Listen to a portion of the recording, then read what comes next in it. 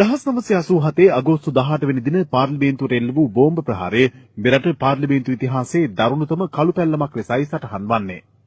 එවකට ජනාධිපති ජේ.ආර්. ජයවර්ධන මහතා මුලසුන දරමින් සිටි පාර්ලිමේන්තු කාරක සභා රැස්වීමකටයි මෙම බෝම්බ ප්‍රහාරය එල්ල වුණේ. මම කතාව කරන්න මං පහළ බලාගෙන ඉන්නකොට හදිස්සියේ අගමැතිතුමා මම බෙල්ලෙන් අල්ලලා මේසේ අරට තල්ලු කෙරුවා.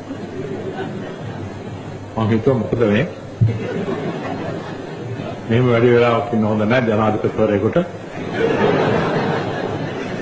මම ඒක පාට නැගිට්ටා.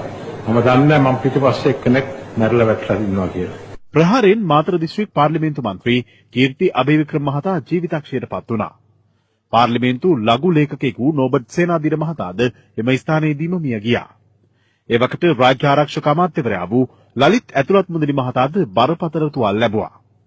පාර්ලිමේන්තු මන්ත්‍රීවරුන් වන මොන්ටේගු ජයවික්‍රම, පර්සි සමරවීර හා ඊ.එල්.එම්. හුරුල්ලේ යන මහතුරුන් තුවාල ලැබුවන් අතර වුණා. ප්‍රහාරයේ වගකීම ජනතා විමුක්ති පෙරමුණ විසින් බාරගනු ලැබුවා.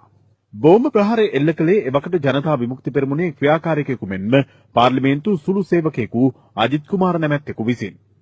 පසුව ඔහු මාතලේ ප්‍රදේශයේදී අත්අඩංගුවට ගැනුණා. 1999 අජිත් කුමාර සබරගමු පළාත් සභාවේ ප්‍රධාන අමාත්‍ය ධුරය සඳහා ජනතා විමුක්ති පෙරමුණෙන් තරඟ කළා. පාර්ලිමේන්තුවට එල්ල වූ බෝම්බ ප්‍රහාරයෙන් පසුව ජනතා විමුක්ති පෙරමුණ නියෝග කළේ ජීවත් වීමට ආස කරන සියලු මන්ත්‍රීවරුන් තම ආසන වලින් ඉල්ලා අස්වන ලෙසයි.